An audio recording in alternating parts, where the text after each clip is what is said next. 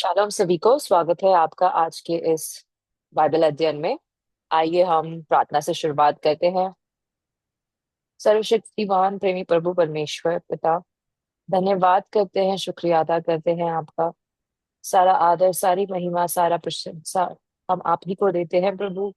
आपका नाम ऊंचा उठाते हैं प्रभु। प्रभु आप ही योग्य हो सारी स्तुति और आराधना के प्रभु। और कोई योग्य नहीं और कोई परमेश्वर नहीं प्रभु आपके अलावा, स्वर्ग में या पृथ्वी पर प्रभु। आप ही हो हमारे लिए सब कुछ। आप ही ने इस दुनिया को बनाया है, हम सबको बनाया है प्रभु। आपने हमें ये सुबह दिखाई, पूरे दिन में शक्ति दी प्रभु, जा तो ताकि हम जो भी वो कार्य है हमारे जीवन में रोजमर्रा के वो सब कर सके। धन्यवाद करते हैं कि प्रभु आपने आज अनुमति दी कि हम यहाँ पर जुड़ पाए आपके वचनों को सुनने के लिए प्रभु। आपके वचन प्रभु जो जीवन देने वाला वचन है, जो मार्ग दिखाने वाला वचन है, जो हमारे लिए उजियाला है प्रभु। उस वचन को आज हम जानने के लिए प्रभु हम सब इकट्ठा हुए हैं, परिवार एक परिवार के नाई प्रभु। हमें जुड़े रख प्रभु आपकी आत्मा द्वारा प्रभु। हम सबकी आत्मिक आंखों को और कानों को खोल दे प्रभु। हमारे हृदयों को प्रभु, प्रभु हम चाहते हैं कि हमारे हृदयों को प्रभु आप कठोरता से बचा ले प्रभु।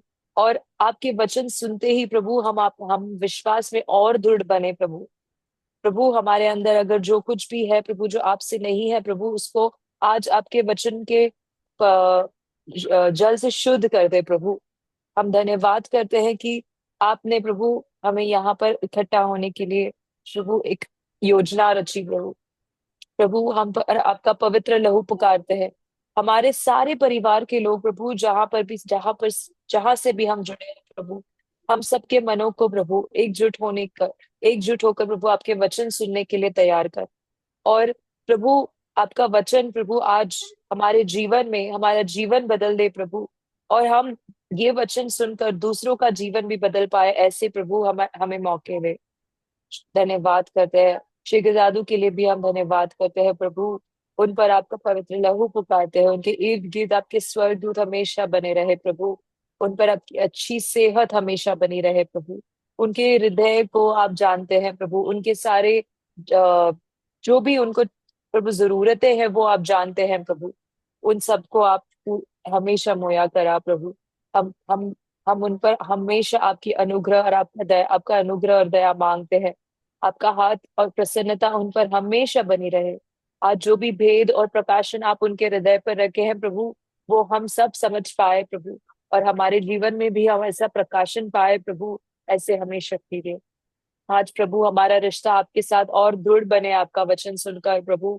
और कभी भी प्रभु जब भी हम दुनिया में जाए प्रभु कुछ भी कार्य करने के लिए, इस वचनों को हम हमेशा याद रखें प्रभु।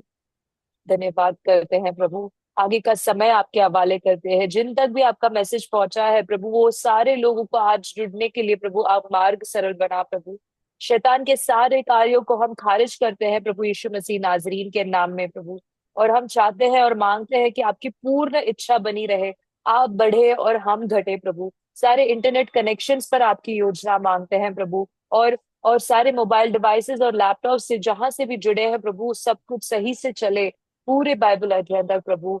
ये ऐसी मांग करते हैं प्रभु हम आपके और आपकी पूर्ण इच्छा इस प्रार्थना पर भी मांगते हैं।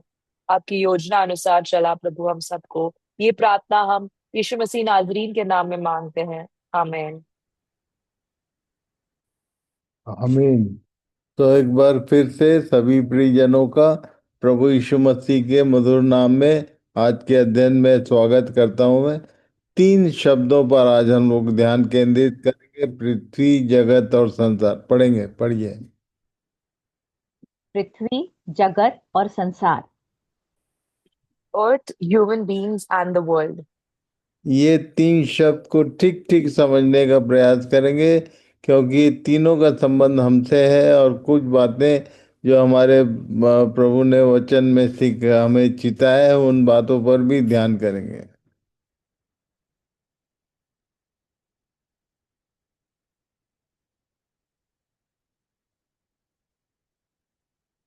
पढ़िए। यूहन्ना 3:16।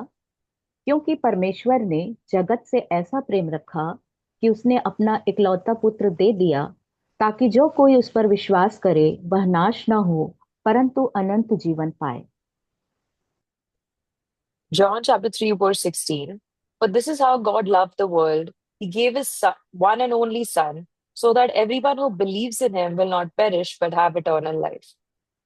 तो आज के विषय को यदि ठीक से समझना है, मैं हमेशा रिक्वेस्ट करता हूँ, आज भी सजेस्ट करूँगा कि whenever you are reading the Bible, कोई भी लैंग्वेज आपका है मदर टंग, पर इंग्लिश और हिंदी या हिंदी इंग्लिश और मराठी ये मिलाकर पढ़ें तो आपको सही गाइडलाइन मिलेगा। कुछ कुछ शब्द जो है वो इंग्लिश में क्लियर नहीं है, हिंदी में क्लियर है, कभी कभी किसी लैंग्वेज में ज़्यादा क्लियर होता है। इसलिए आज के विषय को समझते हुए इस बात पर ध्यान करिए। मैं हमेशा इनकरेज करता हूँ खासकर बच्चों को कि आप इंग्लिश और हिंदी दोनों पैरेलल रख के पढ़िए।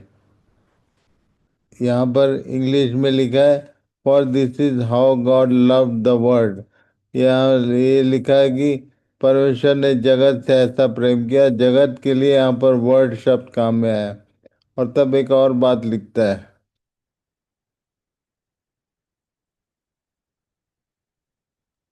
पढ़िए। पहला यूहन्ना 2 का 15। तुम न तो संसार से और न संसार में की वस्तुओं से प्रेम रखो। यदि कोई संसार से प्रेम रखता है तो उसमें पिता का प्रेम नहीं है। सो यदि आप इंग्लिश के दोनों वर्ड को देखेंगे, John 3:16 एंड First John 2:15, तो लिखा है कि God so love the world, और यहाँ हमको बता रहा है कि do not love this world. ये कुछ कुछ बातें हैं, इसको ठीक से समझेंगे तो ये बात क्लियर होगी कि आखिर ऐसा क्यों कहा उसने। ये संसार या वर्ड जो वर्ड काम में आता है, इसका एक्चुअल कॉन्सेप्ट क्या, किससे परमेश्वर प्रेम रखता है और किससे प्रेम रखने को मना करता है, इसको ध्यान करेंगे। पढ़िए। उत्पत्ति 1 का 1। आदि में परमेश्वर ने आकाश और पृथ्वी की सृष्टि की। Genesis chapter 1, verse 1. In the beginning, God created the heavens and the earth.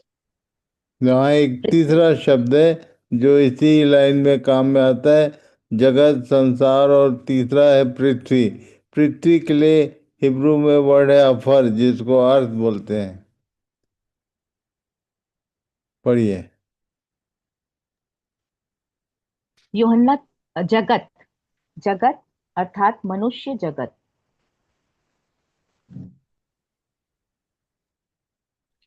ये जो जगत शब्द आया है, परमेश्वर ने जिससे प्रेम किया और अपना इकलौता पुत्र दे दिया, वो मानव मनुष्यों के लिए, इस संसार के लिए या पशुओं के लिए, पेड़ पौधों के लिए नहीं दिया, उसने मनुष्यों के लिए।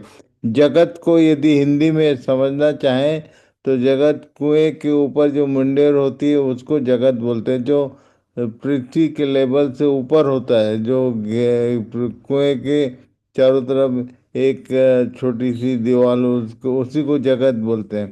तो जगत बोलने से पृथ्वी के ऊपर चलने फिरने वाले लोग, परमेश्वर ने उनके लिए अपना बेटा दिया। ये पेड़ पशुओं के लिए, पेड़ पौधों के लिए ऐसा नहीं। से ये जगत बोलने से उसका हिब्रू वर्ड है ओकोनोमिनियो, उसका मतलब होता है सिविलाइज्ड वर्ल्ड, ह्यूमन बीइंग। पढ़िए।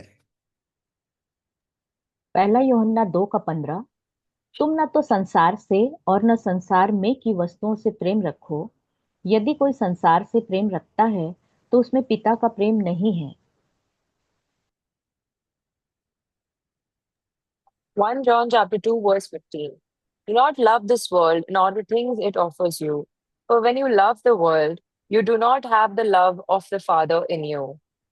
Cosmos, world, man made things, cosmetics. तो ये जो संसार शब्द जिससे प्रेम मत रखो बोला, उसको एक्चुअल में ट्रांसलेट किया ग्रीक से, कॉस्मोस वर्ड है ग्रीक का, यूनानी शब्द, जिसका अर्थ इंग्लिश में है वर्ल्ड। ये कॉस्मोस बोलने से मैन मेड थिंग्स, जो कॉस्मेटिक चीज़ें जो हम अपने सुविधा के लिए जो हमने इस पृथ्वी की चीज़ों को लेकर, रॉ मटेरियल्स को लेकर जो हमने अपनी सुविधा के लिए बनाया उनकी बात कर रहा है। इनसे प्रेम रखने को मना किया उसने। मतलब जो हमारे भोग विलास की चीज वस्तुएं हैं, वो मटेरियल थिंग, मटेरियलिस्टिक वर्ड यदि मैं कहूँ, सांसारिक चीज वस्तुओं से प्रेम मत रखो, क्योंकि जो संसार से प्रेम रखता है, अभी अब देखिए हमारे रूटीन में हम जब उठते हैं सुबह से लेके शाम रात तक, हमारा मन कहाँ लगता रहता है? रोटी कपड़ा मकान, उसी में आदमी अधिकांश समय उसी के पीछे जाता है। पर ये सही मायने में वो ये बोलता है कि उनसे प्रेम मत करो, उनको काम में लाओ, पर उनके उसमें अपना मन मत लगाओ। प्रेम रखने का मतलब ये है। सो प्रभु हमारी सहायता करे, इस बात को ठीक से समझिए। संसार शब्द का मतलब क्या है? संसार बोलने से कॉस्मेटिक वर्ड, जो चीज़ें हम अपने सुविधा के लिए बनाते हैं और काम में लाते हैं, उनमें मन मत लगाओ, उनसे प्रेम मत रखो, बोल रहा है। पहला यूहन्ना 2:16 और 17। जो कुछ संसार में है, अर्थात शरीर की अभिलाषा और आंखों की अभिलाषा और जीविका का घमंड, वह पिता की ओर से नहीं, परंतु संसार ही की ओर से है। और संसार और उसकी अभिलाषाएं दोनों मिटते जाते हैं, पर जो परमेश्वर की इच्छा पर चलता है वह सर्वदा बना रहेगा। 1 John chapter 2 verses 16 to 17. For everything in the world, the lust of the flesh, the lust of the eyes, and the pride of life comes from not from the Father, but from the world. The world and its desires pass away, but whoever does the will of God lives forever. तो ये जो cosmetic चीज़ें हैं वो हमेशा बदलते रहती है। आप ध्यान कीजिए कि आज कोई चीज़ अच्छी लग रही, कल एक दूसरा प्रोडक्ट आया, हमारा ध्यान वहाँ लग जाता है। तो ये सारी चीज़ें जो है हमको, हमारे मन को आकर्षित करने में लगे रहते हैं। अभिलाषाएं हैं, शरीर की अभिलाषा, आंखों की अभिलाषा, जीविका का घमंड, इन्हीं बातों पर बनता है सब। और इसलिए उसने कहा कि ये संसार बोलने से कॉस्मेटिक चीज़ों पर अपना ध्यान मत रखो, जो तुम्हारी सुविधा के लिए तुमने डेवलप कर लिया है उस पे मन मत लगाओ। उसको काम में लाओ ठीक है, पर मन मत लगाओ।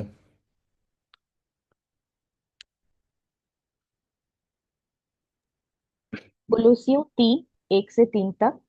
सो जब तुम मसीह के साथ जिलाए गए तो स्वर्गीय वस्तुओं की खोज में रहो, जहां मसीह वर्तमान है और परमेश्वर के दाहिनी ओर बैठा है। पृथ्वी पर की नहीं, परंतु स्वर्गीय वस्तुओं पर ध्यान लगाओ, क्योंकि तुम तो मर गए और तुम्हारा जीवन मसीह के साथ परमेश्वर में छिपा हुआ है। Colossians chapter 3 verses 1 to 3. Since then you have been raised with Christ. Set your hearts on things above, where Christ is seated at the right hand of God. Set your minds on things above, not on earthly things. For you died, and your life is now hidden with Christ in God. तो इस बात को याद रखिए। हमेशा एक प्रश्न आता है कि तुम मरे क्या? मरे हुए डेड बॉडी को ये कॉस्मेटिक कोई भी चीज़ की आवश्यकता नहीं होती है। वो कभी भी इसकी अभिलाषा नहीं करता, वो उसकी इच्छा नहीं करता। इसलिए अपने आप को मरे हुए प्रमाणित यदि करना है तो अपना ध्यान इन बातों से हटाकर स्वर्गीय वस्तुओं पर। स्वर्गीय वस्तुएं क्या है, इसको आगे किसी क्लास में देखेंगे। स्वर्गीय वस्तुएं भी हैं, जो स्वर्ग में की चीजें हैं उन पर हमारा ध्यान केंद्रित होना चाहिए।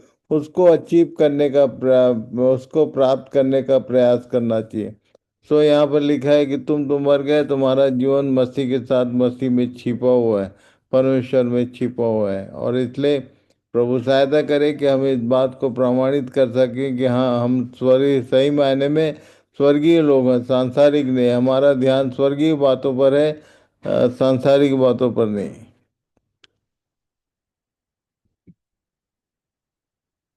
कुलुस्सियों 3:4 से 7 तक। जब मसीह जो हमारा जीवन है प्रकट होगा, तब तुम भी उसके साथ महिमा सहित प्रकट किए जाओगे। इसलिए अपने उन अंगों को मार डालो जो पृथ्वी पर हैं, अर्थात व्यभिचार, अशुद्धता, दुष्कामना, बुरी लालसा और लोभ को, जो मूर्ति पूजा के बराबर है। इन्हीं के कारण परमेश्वर का प्रकोप आज्ञा न मानने वालों पर पड़ता है। और तुम भी जब इन बुराइयों में जीवन बिताते थे तो इन्हीं के अनुसार चलते थे।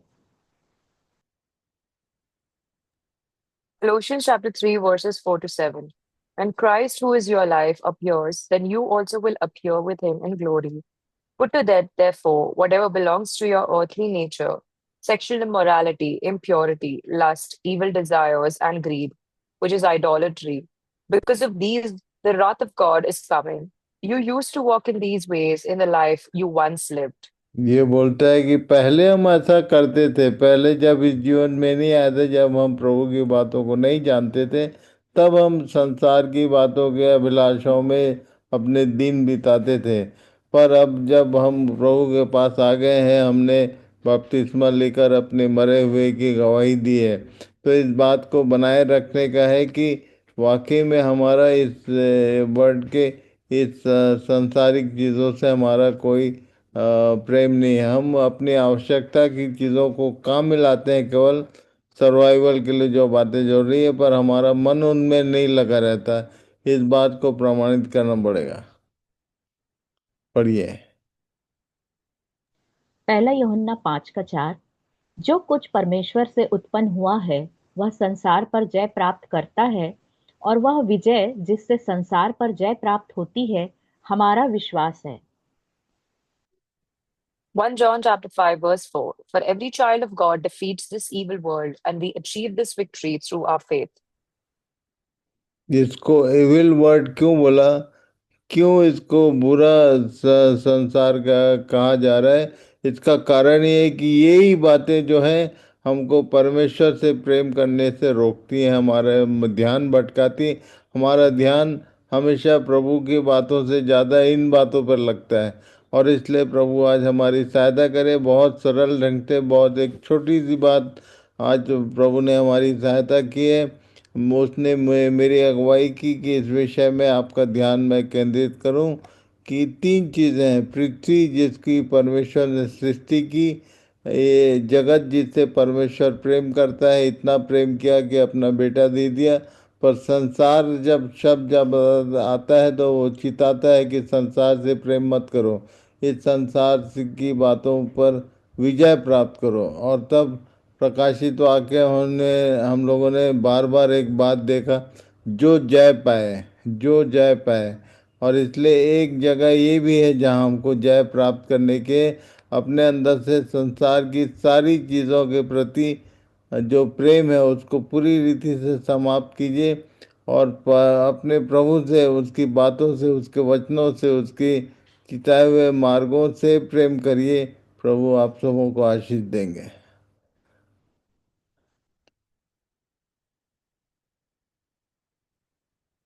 सो आज हम लोग यहीं रुकेंगे। इस बात को, इस पर भी ध्यान कीजिए, है बहुत छोटी सी बात और बहुत मायने रखती है, और इसलिए इस बातों को ध्यान करिए, इसको मनन कीजिए, खुद भी समझिए और दूसरों की भी सहायता करिए। संसार से बचे रहने का प्रयास करें। तो भाई वीर विजय भाई प्रार्थना में अगुवाई करेंगे। मेरा इंटरनेट की बहुत प्रॉब्लम चल रही है इन दिनों में, सो सॉरी। अच्छा, कोई बात नहीं। प्रशांत भाई आप प्रार्थना करेंगे? Yes, yes uncle, yes. हाँ, प्रार्थना कीजिए। धन्यवाद देते प्रभु जी सुंदर समय के लिए प्रभु जी। आज और एक बार प्रभु हम सब तेरे कदमों में आए प्रभु, इस कलम तुझे स्तुति और धन्यवाद देते प्रभु जी। हाँ प्रभु जी, आज जो हमें बाइबल स्टडी में तूने जुड़ने का मौका दिया प्रभु जी, और मौका दिया प्रभु, इसके लिए हम तुझे स्तुति और धन्यवाद देते प्रभु जी। हाँ प्रभु जी, जो कुछ भी अंकल ने सिखाया है प्रभु जी, उसके अनुसार हमें चलने के लिए हमें तो सिखाने के लिए मैं विनंती करता हूँ प्रभु जी। हाँ प्रभु जी, और आगे के दिनों में प्रभु जी ये वचनों के अनुसार प्रभु आगे बढ़ते बढ़ते हुए प्रभु तेरा विश्वास में और भी मजबूत होने के लिए मैं विनंती करता हूँ प्रभु जी। हमें सिखाने के लिए मैं विनंती करता हूँ प्रभु जी। हाँ प्रभु जी, हम सब मिलकर अंकल को तेरे हाथ में सौंपते प्रभु जी। उनको तो अच्छा हेल्थ देकर प्रभु जी चलाने के लिए मैं विनंती करता हूँ प्रभु जी। हाँ प्रभु जी, जो कुछ भी बीमारी उनके अंदर है प्रभु, उसे तू निकाल देने के लिए तेरा घायल हाथ छूकर निकालने के लिए मैं विनंती करता हूँ प्रभु जी। हाँ प्रभु जी, उनका खाने पीने पर प्रभु जी तेरा आशीष रहने के लिए मैं विनंती करता हूँ प्रभु जी। हाँ प्रभु, वो तेरा बेटे है प्रभु जी, तू जानता है प्रभु जी वो तुझे कितना प्यार करते प्रभु, उनको तू संभाल कर रखने के लिए मैं विनंती करता हूँ प्रभु जी। उनका परिवार पर प्रभु जी तेरी शांति और शालोम हमेशा रहने के लिए मैं विनंती करता हूँ प्रभु जी। हाँ प्रभु, यहाँ पर ये बाइबल स्टडी में जितने लोग जुड़े प्रभु जी, उन पर भी प्रभु जी तेरा अनुग्रह आने के लिए मैं विनंती करता हूँ प्रभु जी। हर एक को प्रभु जी जो कुछ भी अंकल सिखाते हैं प्रभु जी, वो समझकर उसके अनुसार चलने के लिए और सिखाने के लिए मैं विनंती करता हूँ प्रभु जी। एक भी आत्मा प्रभु जी नाश ना हो प्रभु जी, लेकिन प्रभु तेरे तेरे पास आने के लिए हर एक आत्मा को तैयार करने के लिए मैं विनंती करता हूँ प्रभु जी। धन्यवाद देते प्रभु जी। जो पॉइंट्स हमसे छूट गया प्रभु जी, वो पॉइंट्स भी हम तेरे हाथों में सौंपते प्रभु जी। तू सुधि लेने के लिए मैं विनंती करता हूँ प्रभु जी। इस प्रार्थना को सुना प्रभु जी, इसके लिए हम तुझे स्तुति और धन्यवाद देते प्रभु जी। आगे का समय को तेरे हाथों में सौंपते हुए इस प्रार्थना को प्रभु यीशु मसीह के मीठे और मधुर नाम से मांगता हूँ, इसलिए सुन और कबूल कर पिता। आमीन आमीन आमीन। आमीन। सो एक बार फिर से आज के दिन प्रभु सबको सुरक्षित रखे, सबको आशीष दे, इन बातों को समझने में सहायता करे। है छोटी सी बात पर बहुत मायने रखता है। सब खुद भी समझे और दूसरों की भी सहायता करें। सो शालोम सबको। शालोम शालोम दा shalom shalom uncle, shalom. Thank you uncle. Shalom shalom shalom Shalom, uncle. Shalom. Shalom shalom.